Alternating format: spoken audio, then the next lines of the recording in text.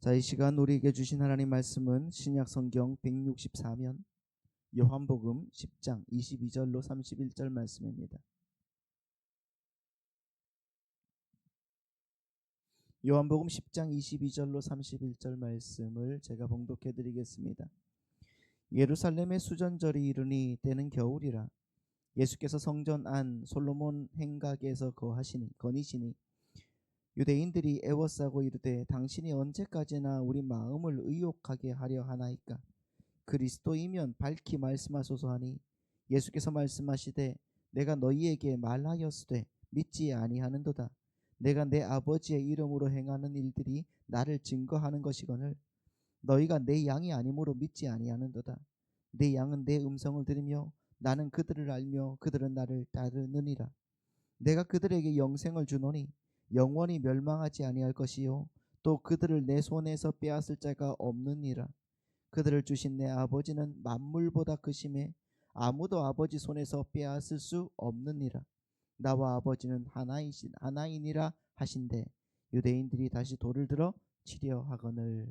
아멘. 자, 오늘 또 주님께서 주시는 그 은혜가 우리 사랑하는 성도님들 마음과 생각 가운데 가득하기를 소망합니다. 우리 앞뒤 우리 다시 한번 인사할까요? 하나님께서 우리에게 큰 일을 행하십니다. 우리 안에 계신 하나님은 세상보다 크십니다. 시작. 자, 믿으십니까? 그 크신 세상보다 크신 하나님께서 우리의 마음과 우리의 생각을 이끄시고 지키실 때 여러분 우리는 얼마나 기쁘고 즐겁겠습니까? 할렐루야. 그런 마음이 우리의 삶 속에 임하기를 소망합니다. 아멘. 우리가 요한복음을 이제 10장까지 오늘 마지막으로 볼 것인데요. 이 요한복음은 1장부터 10장까지, 그러니까 크게 두 부분으로 나누어져 있는데 1장부터 10장까지 이게 1부이고요. 그리고 11장부터 21장까지가 2부가 됩니다. 그 1부는 예수님께서 바로 그 유대인들에게 약속되었던 그 메시아임을 증명하면서 아울러 속죄양으로 오실 수밖에 없었던 것을 증명하는 거예요. 그리고 11장부터 마지막 장까지 마지막 부분은 이제 예수께서 그 속죄양으로 어떻게 죽으시는지를 보여주시는 겁니다. 여러분 예수님께서 자 1장부터 10장까지 우리의 내용을 한번 보시면은 예수님께서 아무리 자기가 생명이다, 자기가 생수다, 이 모든 것들을 증명하고 제시하고 진리를 선포하셔도 사람들이 어떻게 합니까? 도무지 안 믿어요. 알아듣지 못하고 오히려 예수님을 죽이려고 모의까지 하며 그렇게 시도하죠. 그래서 하나님은 그 두 번째 부분에서 너희들이 나를 이렇게 배척하고 죽이려고 하는 것, 그것만으로도 너희들은 죽어 마땅하지만 그럼에도 불구하고 나는 나의 목숨을 끊어서 너희들에게 생명을 내가 선물로 주고자 하는 이 생명을 주고야 말겠다는 그런 당신의 그 의지를 십자가에서 실행하시는 것을 그렇게 자세하게 기록해 놓았다는 겁니다. 성경이 이 요한복음에서는. 그렇게 여러분 빛이신 예수님이 오셨는데 사람들이 알아봤다? 아니요, 못 알아봤다는 겁니다. 그래서 그들에게 빛을 주시기 위해서 빛이신 그분이 제물이 되어서 직접, 다시 말하면 친히 이 땅에 오셔서 죽으신 것이 바로 뭐다? 구원이다. 이것을 설명해 주시는 것이 바로 이 요한복음 1장의 목적인 거예요. 요한복음 이 일부의 목적인 거죠.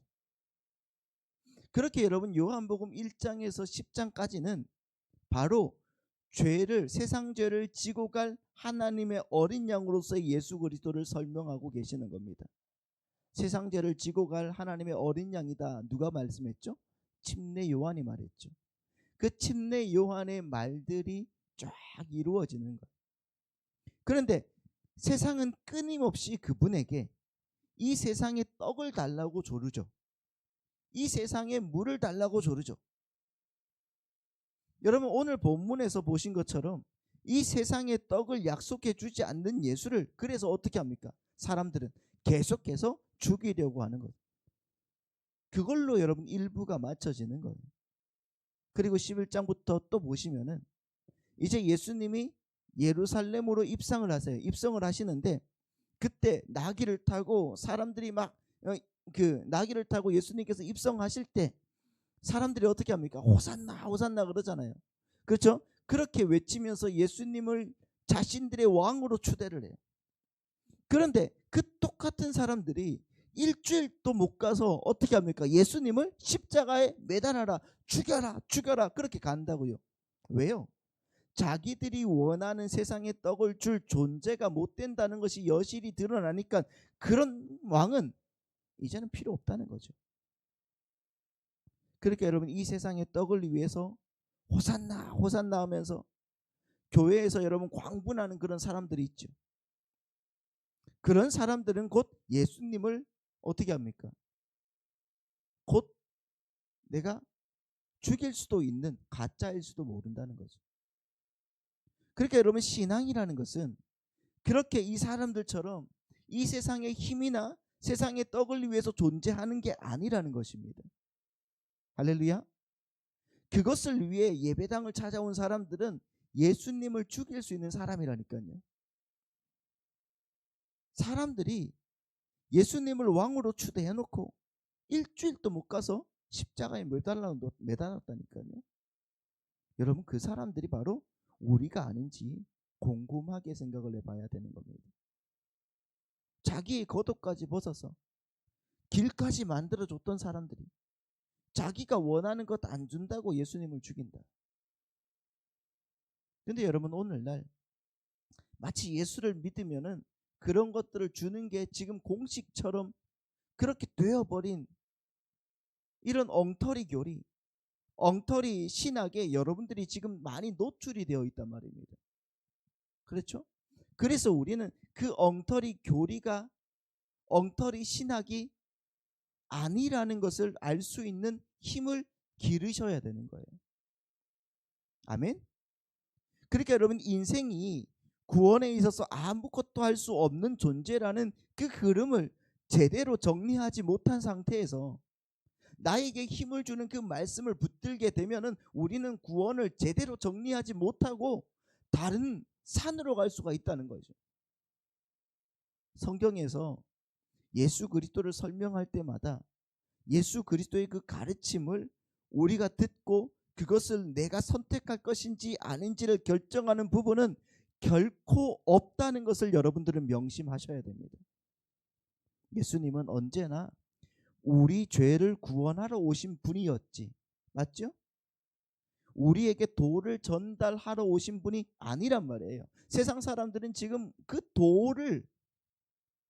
도만 따르려고 하죠. 다시 말해서 도를 전하고 도를 가르치고 우리의 반응과 선택과 결단을 요구하러 오신 분이 예수님이 아니란 말입니다. 우리를 구원하기 위해서 그분은 죽으러 오신 분이란 말이에요. 할렐루야.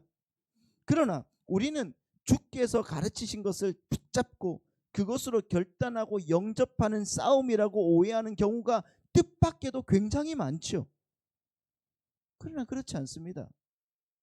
예수 그리스도에 관하여 여러분 침례 요한이 맨 처음으로 증거할 때 뭐라고 그랬다고요? 보라 세상 죄를 지고 가는 하나님의 어린 양이로다 이렇게 말했습니다. 그러므로 요한복음 1장의 이 선언 이후부터 10장에 이르도록 증거하는 말씀이 뭡니까? 예수님께서 친히 이 땅에 오셔서 복음과 생명과 진리를 펼쳐 보이시고 기적을 통해서 그것을 증거했어도 아무도 알아듣지 못하고 아무도 보지 못하더라는 겁니다. 그것이 여실히 다시 한번 증명이 되더라는 거예요. 그러므로 예수님께서 친히 십자가에 달려 죽으시는 그 방법이 아니고서는 들을 수 있는 사람, 볼 수 있는 사람이 아무도 없는 것입니다. 주님께서는 처음부터 이 사실을 아셨기 때문에 창세전에 주님께서 아셨기 때문에 세상 죄를 대신해서 죽으시기 위하여 이 땅에 오셨던 거예요.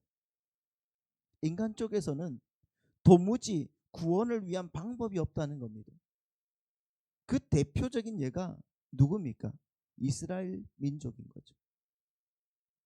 여러분, 이스라엘 백성들이 하나님께 왜 선택되었습니까? 네? 이스라엘 민족들이 왜 하나님께 선택되었습니까? 그들이 남달리 하나님께 귀여움을 받는 백성이기 때문에 선택이 되었습니까? 아닙니다. 그것은 인류 전체를 대신해서 한 샘플로 채취된 거예요. 하나님께서 이스라엘 민족과 그 역사 속에서 할 수 있는 모든 방법과 기적으로 간섭하시고 하나님 앞에 올 것을 제시했잖아요. 제시했지만은 인간은 그럴 능력이 없다는 것을 확인시키기 위해서 그런 역사를 펼쳐 보이신 거예요. 그들을 택하셔서요. 그들이 뭔가 대표성을 띠고 있죠. 그러나 그 대표성이라는 것은 우리와 똑같다는 것을 말하는 거예요. 그 대표적인 사건이 출애굽 사건이죠. 우리가 출애굽기를 지금 읽고 있죠. 자, 읽고 계십니까? 꼭 성경 말씀을 읽어 주시기 바랍니다. 지금 출애굽기 몇 장이라고요? 27장 읽었습니다. 27장. 그 내용들을 한번 정리해서 한번 생각을 해보십시오. 한번 보십시오.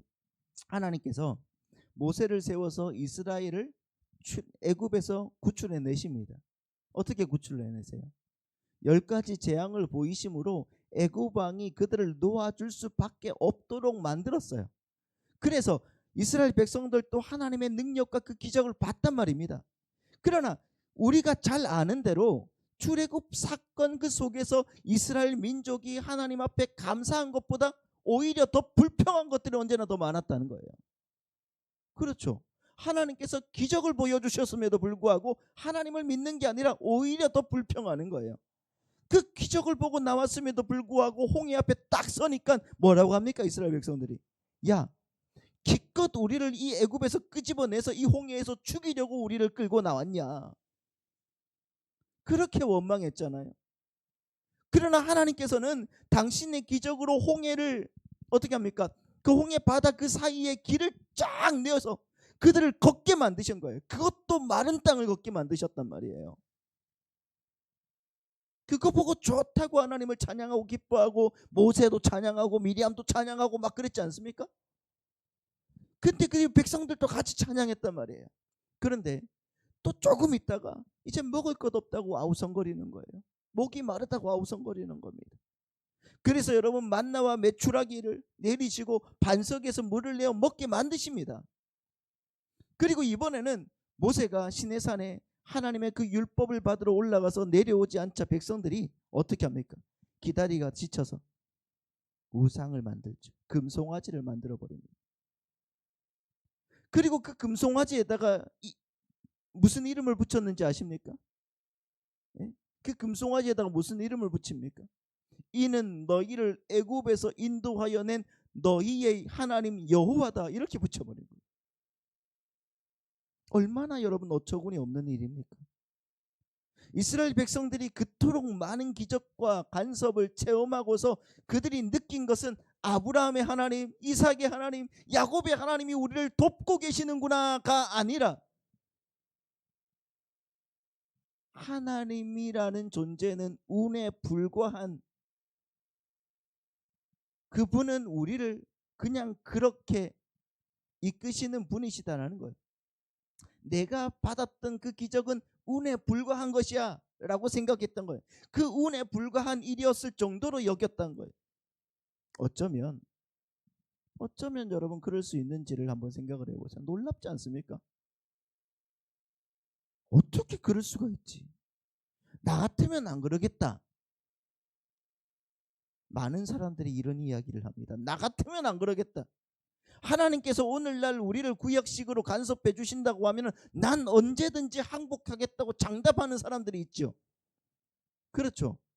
그러나 그렇지 않습니다, 여러분. 예수 믿는 것을 여러분 우리들은 너무나 쉽게 생각하고 있는지도 모릅니다. 그러나 그 쉽지가 않습니다. 예수 믿는 것이. 왜 여러분들이 쉽게 생각하냐고 하면은 지금 여러분은 믿고 있기 때문이거든요. 믿음을 하나님께서 부어주셨기 때문이거든요. 그래서 여러분들은 쉽게 느껴지는 거예요. 그런데 여러분에게 왜 믿게 되었냐고 묻는다면 뭐라고 대답하실 거예요? 하나님을 왜 믿느냐고 묻는다면 여러분들은 뭐라고 대답하실 거냐고요. 그런데 여러분들에게 이 왜, 이 왜라는 것을 설명할 수 있는 사람들이 지구상에 있겠습니까? 아무도 없습니다. 왜 예수님을 믿습니까? 왜요? 그렇죠. 하나님이 뚫고 들어오는 그 은혜가 아니면 우리는 믿을 수가 없단 말이에요. 아멘? 우리가 아는 것은 나중에 성경을 통해서 아는 거예요. 내가 왜 예수를 믿게 되었는가? 하나님께서 예수 그리스도를 보내사 내 죄를 대신해서 돌아가게 하셨으므로 내가 거듭나게 되었구나.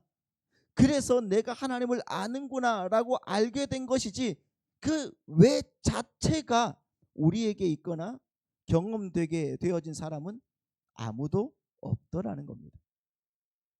오로지 구원 얻었기 때문에 나타나는 사건들, 그걸 우리는 아는 거란 말이에요.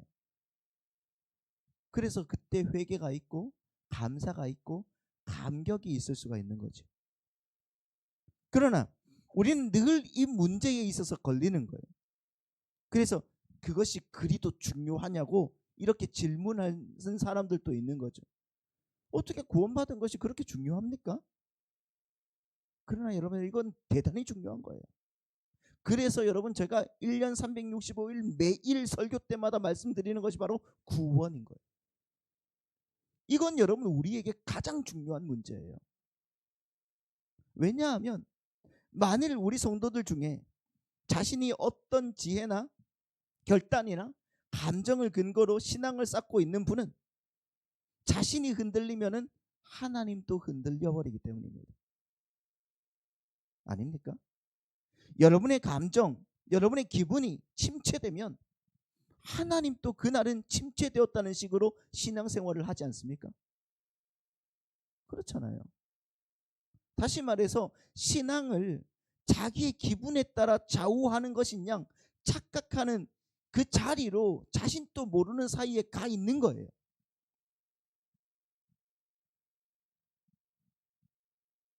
굉장히 위험한 신앙이죠. 오늘날 성도들이 힘을 잃는 가장 큰 일은, 힘을 잃고 있는 가장 큰 이유가 바로 거기에 있어요. 다시 말해서 기독교를 자신의 역량 위에다 세워놨기 때문이에요. 신앙의 근거가 예수 그리스도와 하나님이어야 할 그 자리에 누구를 세워놨다고요? 나를 세워놓은 겁니다. 내가 그 자리에 서 있는 거예요. 내가 실패하는 날에도 하나님께서 거기 계시기 때문에 괜찮고, 나는 넘어져도 하나님은 넘어지지 않는다는 것을 내가 알기 때문에 기쁘고 감사할 수 있는 그런 반석 위에 서 있는 담대함이 이제는 없어져 버린 거예요. 바로 이 싸움이 요한복음 1장에서 10장까지 우리에게 적나라하게 보여주는 싸움인 거예요. 만약에 우리의 신앙의 기초가 바로 여러분 자신이 되었으면 구원 이후에 그 다음부터 쌓아가야 하는 성숙의 과정에서도 그 기초가 여러분 자신이 되기 쉽단 말입니다.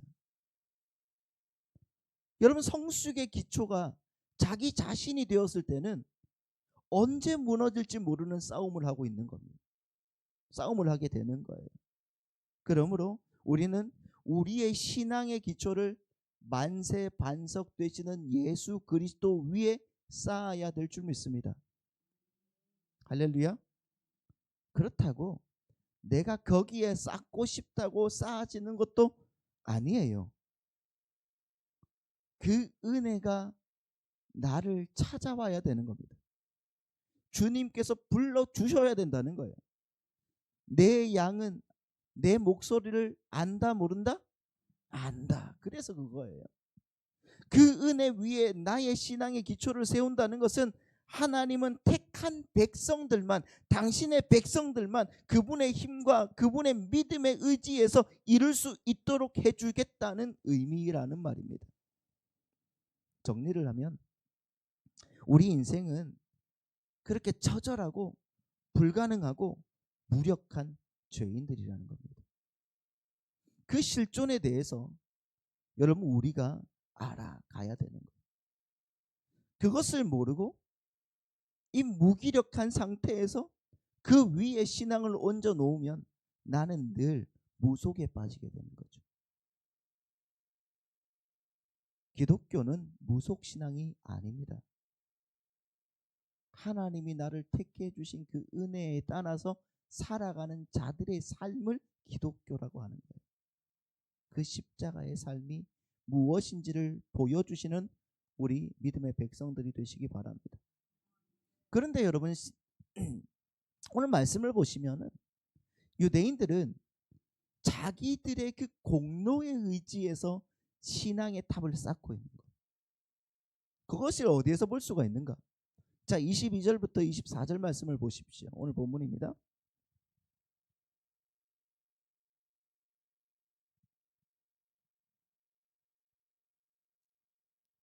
같이 읽습니다. 시작.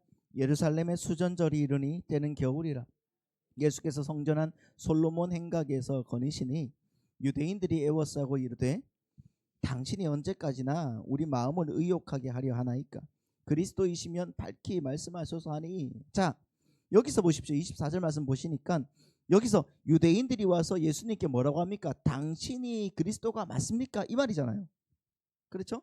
당신이 그리스도가 맞습니까? 하고 묻는 것은 자기들이 그리스도이면은 믿겠다는 말입니까? 아니죠. 아니에요. 예수님을 죽이기로 결심한 지 오래되었지만은 이제 그 분명한 근거를 잡으려고 하는 거예요. 그가 자신을 메시아라고 그랬다. 만약에 예수님이 그래 내가 메시아다 그렇게 말씀했으면은 자 봐라 이 사람이 자기를 메시아라고 그랬어. 자기 자신을 하나님과 동등한 아들이라고 말씀했어. 그러므로 우리가 그를 죽이는 것이 당연하다. 이런 확실한 근거를 잡기 위해서 자꾸 그렇게 묻고 있는 거예요. 이 정도는 여러분 아시겠죠? 그렇죠? 그런데 이 사건이 어떠한 배경 속에 그림처럼 그려져 있는지를 한번 생각을 해보세요. 어떠한 배경으로 되어 있죠? 자, 22절 말씀 보시면은 그때가 어떤 날이었다? 어떤 날이었다? 수전절이라고 되어 있습니다. 수전절 들어보셨습니까? 네. 이 수전절이라는 것은 하누카라는 말이에요. 하누카. 이 하누카라는 것은 헌신절이라고 해요. 그러니까 The Feast of Dedication이라고 하네요. Dedication. 헌신한다. 이 수전절은 여러분 율법에서 하나님이 지키라고 주신 율법에서 요구된 절기가 아니에요.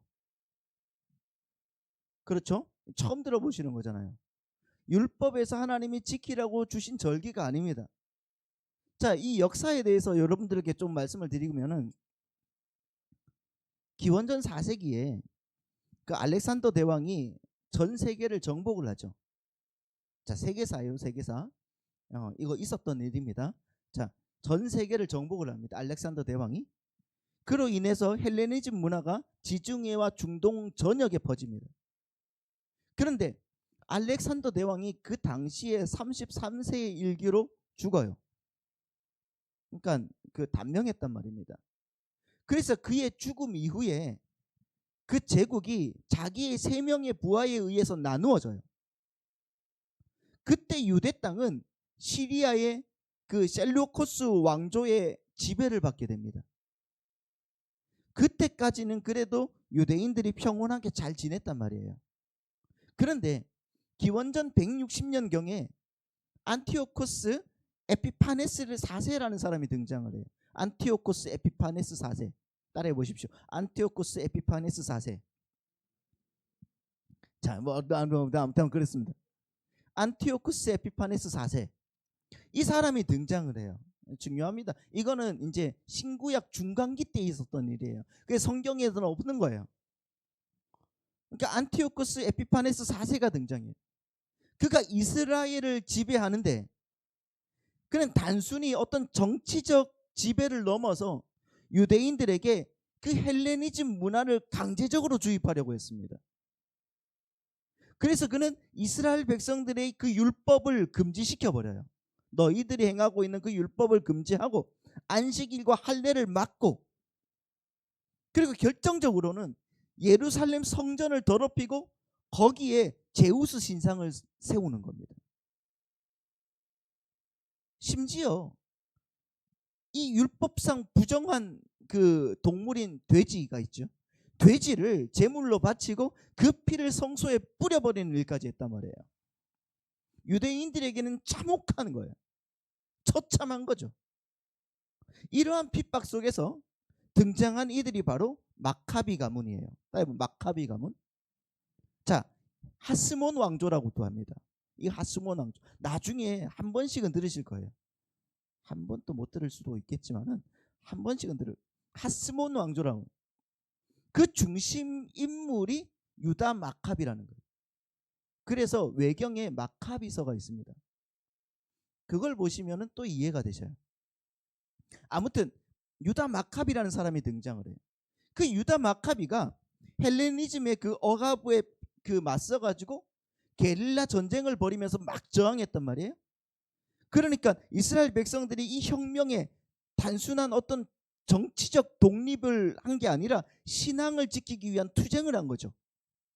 그래서 기원전 164년에 유다 마카비와 그의 군대가 마침내 그 예루살렘 성전을 탈환하는 데 성공을 했어요. 하지만 그 성전 안은 온통 우상 숭배의 흔적으로 더럽혀져 있었고, 이를 다시 정결하게 하고 봉헌하는 작업이 필요했단 말입니다. 그 성전을 봉헌하기 위해서는 등잔대, 그러니까 메노라에 불을 밝혀야 되는 거예요. 자, 오늘 그 출애굽기 27장을 읽으셨죠? 읽을 때, 자, 불을 밝히기 위해서는 정결한 기름이 필요하다 이렇게 말했잖아요. 기억이 나십니까? 기억이 나셔야 됩니다. 자, 성전에서 찾을 수 있는 정결한 감람류가, 그래서 그 찾아봤는데 단 하루치밖에 안 남았던 거예요. 그런데 놀랍게도 그 하루치 기름으로 8일간 그 등잔불이 꺼지지 않았다는 거예요. 그 기적을 기념하기 위해서 유대인들은 8일 동안 수전절을 지키기로 결정을 했던 겁니다. 이때부터, 그러니까 그 우리 월로 12월부터 그러니까 12월 25일쯤에 이렇게 시작하는데 그 키슬레브 월 25일이거든요. 그래서 12월 25일이라고 단정하지는 못해요. 아무튼 여러분, 겨울에 12월 달에 8일 동안 이어지는 절기가 바로 하누카, 이 수전절인 거예요. 약간 이해가 되시죠? 네. 하나님께 그 성전을 봉헌하는 것을 기념하는 절기. 지금 또 여러분, 유대인들은 크리스마스 전후 12월에, 그러니까 그 8해 동안에 8일 동안 하누카로 지냅니다. 그러니까 유대인들은 여러분, 예수님이 오신 날을 별로 축하 안 합니다. 왜요? 왜? 또 다른 메시아가 올 것을 기다리고 있기 때문에. 그 예수님은 당신의 메시아가 아니라고 자신들 믿고 있어요. 그들에게는 그래서 성탄절이라는 그것은 의미가 없는 날이에요. 그럼에도 성탄절쯤 되면은 유대인들의 집에 촛불이 환하게 켜져가 있거든요. 그건 그들이 하누카를 지키고 있다는 거예요. 수전절을 지키고 있다는 거죠. 그러니까 수전절은 하나님 앞에 내놓은 인간들의 그 행위를 대표로 하는 절기가 되는 거죠. 그렇죠. 여러분, 우리가 하나님을 위해서 이만큼 큰 일을 했어요. 우리가 하나님을 위해서 목숨을 바쳤어요. 그래서 하나님, 우리가 성전을 되찾아왔어요. 그 인간의 열심이 있는 절기를 자신들이 만든 거예요. 이해가 되십니까? 그러니까 지금까지 요한복음은 계속해서 인간 쪽에서의 그 열심이나 그 자격, 한마디로 율법을 기각하고 오직 하나님의 은혜만을 강조해 왔단 말이에요.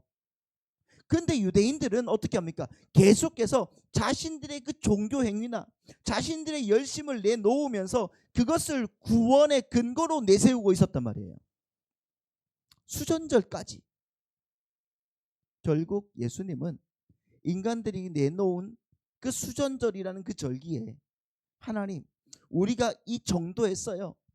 성전까지 깨끗하게 정화해서 봉헌했습니다. 그렇게 말하는 인간들의 그 행위를 상징하는 수전절이라는 그 절기에 인간 쪽에서의 그 불가능함과 무력함의 확인 도장을 팍 찍어버리시는 거죠. 그 자리에서 수전절에서 너희들 이건 아니라는 거예요. 그러면서 주님이 말씀하시죠. 뭐라고 말씀하시는지 보십시오. 27절 말씀입니다. 자, 27절 28절 같이 읽습니다. 시작. 내 양은 내 음성을 알고 그들은 나를 따르느니라. 내가 그들에게 영생을 주노니 영원히 멸망하지 아니할 것이요 또 그들은 내 손에서 빼앗을 자가 없느니라. 할렐루야. 여기서 주님은 내 양은 내 음성을 어떻게 한다?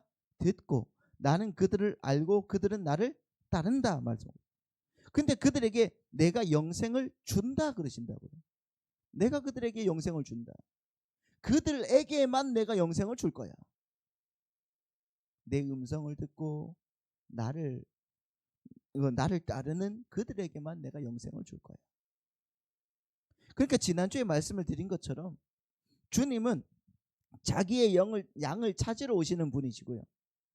그들을 개별적으로 부르시고 그들을 위해서 목숨까지 버리시는 분이심을 우리에게 보여주시는 거란 말입니다. 그래서 주님께서 우리에게 영생을 주시기 전에는 우리는 두 가지 사건을 먼저 확인하고 우리에게 두 가지 사건을 먼저 확인하고서 주시는 거예요. 그게 무엇인가? 그게 바로 선택과 예정인 거예요.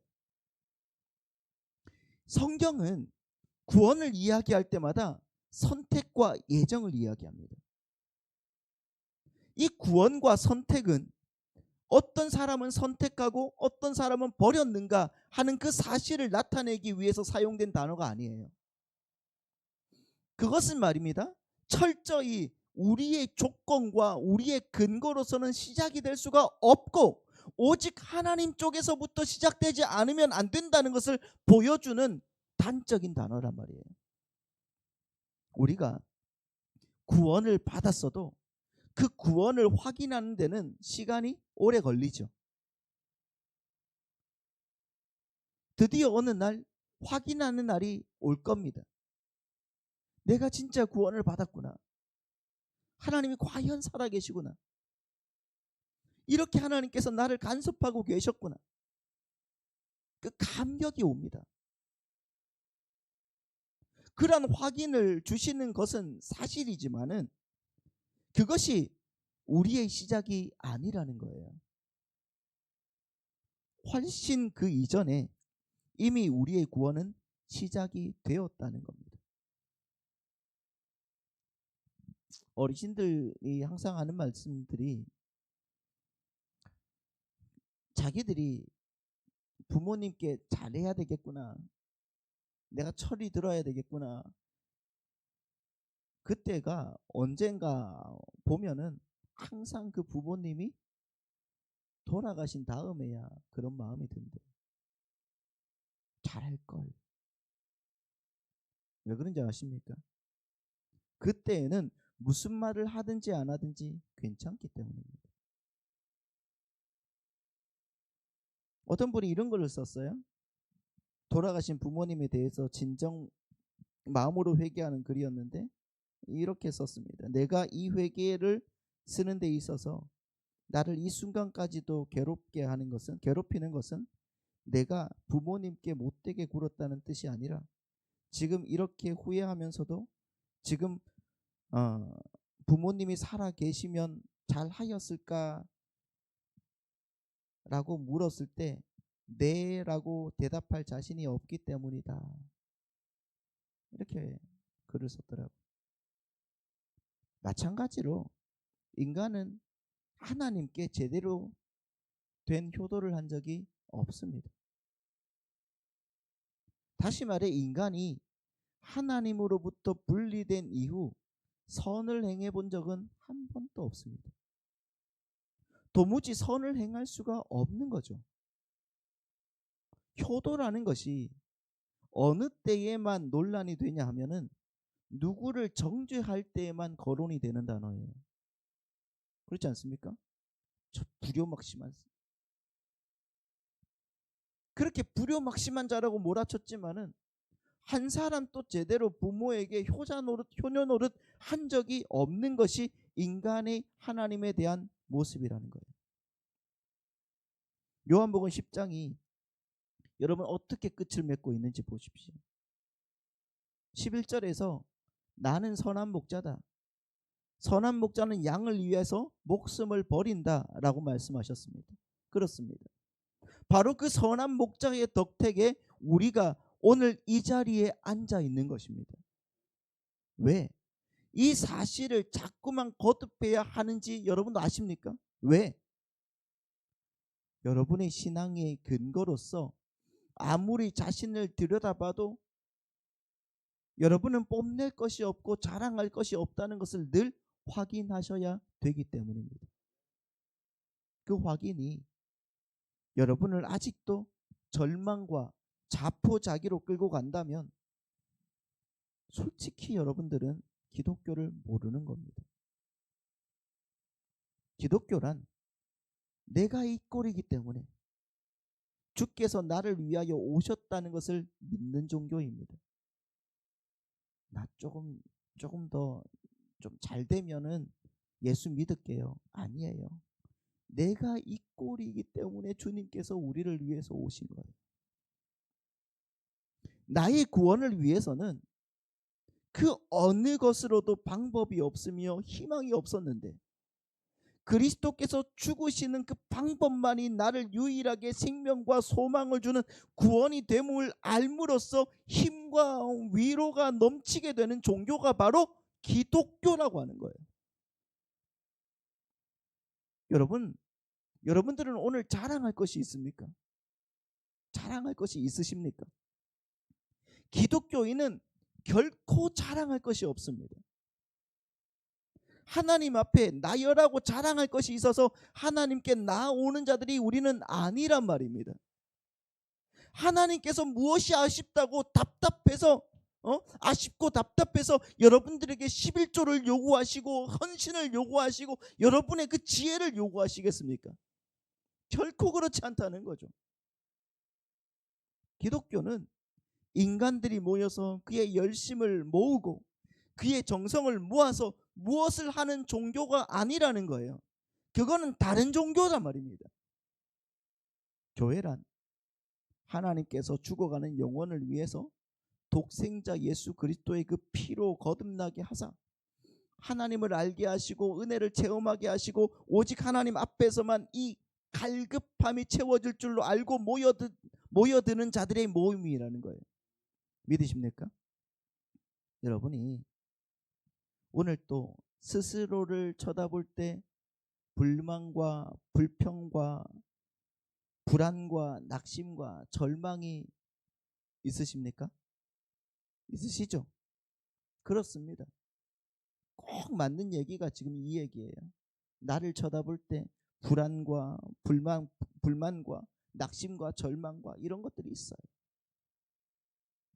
그래서 우리는 이 자리에 앉아 있는 거예요. 있기 때문에 솔직히 여러분 불안하지 않고 불만이 없고 여러분 기쁘고 즐거우면 이 자리에 앉아 있을 필요가 있습니까? 여러분들이 밖으로 나가서 놀죠. 우리 중에 누구도 자기를 근거해서 사는 이가 없죠. 만유의 주제이시며 우리를 사랑하시고 우리를 구원하신 그분을 힘입어 우리는 존재한다는 것을 믿으시기 바랍니다.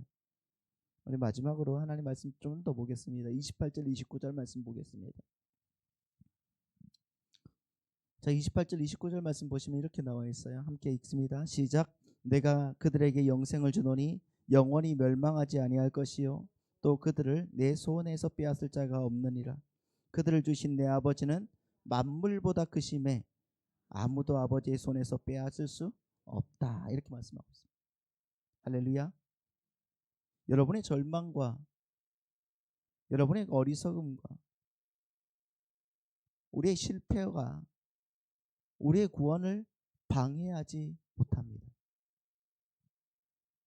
우리가 아무리 낙심한다고 해서 하나님은 낙심하지 않으십니다. 우리가 실패하면 하나님도 실패한다는 신앙은 없습니다. 그것이 기독교란 말이에요. 그래서 우리가 늘 하는 말이 은혜라는 거예요. 은혜. 그 은혜, 그 하나님의 측량할 수 없는 그 엄청난 사랑과 은혜가 나를 붙들고 이끌고 가심으로 내가 구원받은 것입니다. 나의 이 구원은 결코 그래서 포기되지 않는 구원이라는 것입니다. 영생은 누가 주는 것입니까? 영생은요, 주님이 주시는 거예요. 내가 얻는 것이 아닙니다. 주시는 거예요. 우리가 쟁취할 수 있는 것이 아니란 말입니다. 그러니까 나의 감정, 나의 기분 이런 것에 너무 흔들리지 마시기 바랍니다. 오늘은 내 기분이 안 좋았어. 오늘은 찬양하는데 너무 찬양이 너무 안 좋았어. 뭐 기쁘게 못 해줬어. 오늘은 목사님이 그냥 나를 막 찔러버렸어. 그래서 너무 기분이 안 좋아. 그 기분이 여러분의 신앙을 좌우하면 안 된다는 겁니다. 할렐루야. 영생은 여러분이 어떤 기분이어도, 여러분이 어떤 실수를 저질렀어도 그것과는 상관이 없이 하나님으로부터 쏟아부어지는 거예요. 하나님께서 우리 안에 뚫고 들어오시는 거예요. 그것을 이해할 때 우리는 하나님이 기뻐하시는 삶으로 한 발 한 발 더 다가갈 수가 있는 겁니다. 그게 우리의 나그네 인생의 종착역에 이르를 때 우리는 하나님의 그 은혜 안에서 영생을 맛보게 된다는 거죠. 지금 이 가는 그 길이 어려워요. 외로워요. 실패도 많아요. 사람들과의 관계에서도 자꾸 부딪혀요. 또 질병은 또 어떻습니까? 사람들과의 그 관계는 또 뭡니까? 돈은 많습니까? 자꾸 왜 믿는데 안 주십니까? 그런 거 신경 쓰지 마시고 내 삶을 인도하시는 그 주님, 그 주님의 은혜 안에서 나아가려고 여러분 한 발 한 발 디뎌 보십시오.